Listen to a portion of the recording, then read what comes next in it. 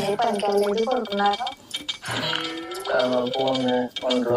అందుకే పడుకున్నాను. పోయిన నెల ఆఖరా కట్టలేదు, ఈ నెల కూడా కట్టలేము. సర్లే తలనొప్పి కదా, పడుకోండి. వేడి నీళ్ళు ఏమన్నా పెట్టమంటారా?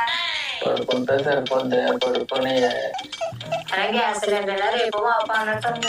సర్లే మీకు తలనొప్పి కదా, పడుకోండి. ఏం చేయమన్నా ఏమంటారా?